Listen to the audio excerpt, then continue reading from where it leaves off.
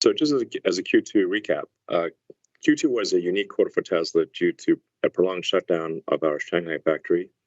But in spite of all these challenges, it was one of the strongest quarters in our history. Most importantly, in June, we achieved production records in both Fremont and Shanghai. And as a result, we have the potential for a record-breaking second half of the year. I do want to emphasize this is obviously subject to force majeure, things outside of our control. The past few years have been quite a few force majeures, and it's been kind of supply chain hell for several years. Credit to our awesome Tesla supply chain team for overcoming insanely difficult challenges, and huge thanks to the Tesla Shanghai factory team who sacrificed a lot to get the factory back up and running in June and achieve a record output. So also making good progress with production ramp with Berlin. We achieved an important milestone of 1,000 cars a week in June, and we're expecting our Giga Texas to exceed the 1,000 vehicle per week milestone hopefully in the next few months. To be clear, we're currently making the cars with the 2170 cells, and Drew Becklino will address some of the 4680 questions later in this call. But it is worth emphasizing that we have enough 2170 cells to satisfy all vehicle production for the remainder of the year. So we're not dependent on 4680. 4680 will be important next year, but it is not important this year. That said, we have installed the second generation of manufacturing equipment for 4680 cells in Texas. And even at our established factories like Fremont and Shanghai, we continue to expand capacity.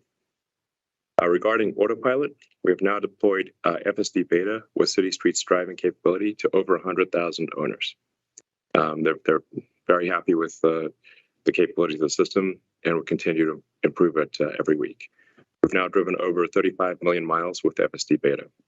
That's more autonomous miles than any company we're aware of. I think probably it might be more than all other companies combined. And that mileage is growing exponentially. With regard to manufacturing and technology, about 5 or 6 years ago, we said we wanted to become the best manufacturer in the world, and that is somewhat counterintuitively to some people what will actually be, I think, our strongest competitive advantage. We're super pro manufacturing here at Tesla, and in general, we want to encourage other companies to be super pro manufacturing, and in general, I think it is a very important thing to do. We need to make stuff and make it efficiently, and that's manufacturing. So we've made a lot of advancements in manufacturing processes, as we now show in the shareholder deck. Thanks to the large castings, we make the world's largest castings.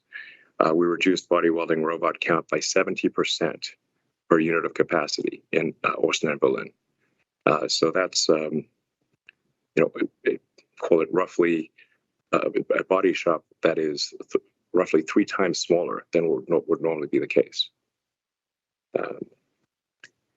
And I should say it's also lighter, cheaper, and has superior noise, vibration, and harshness. So it's good on every level.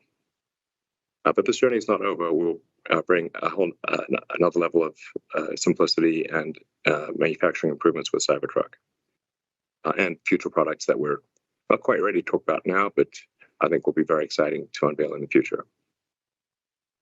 Our safety team also introduced a feature that tensions seatbelts if the vision system detects imminent collision, which has never been done before.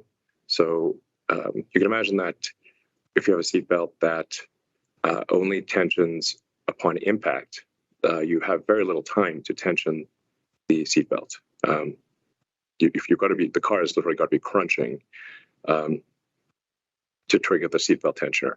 But because we have vision, we can actually see that a collision is about to occur with 100% probability before it actually happens. And so we can tension the seatbelts, and we can even adjust the airbag deployment because we can see, not just feel. This is a fundamental safety advantage that Teslas are now able to offer. And this is also an over-the-air update. So this is something that will be in place in all cars that have at least AP3 hardware. In conclusion, we exited Q2 with a stronger production rate than ever before.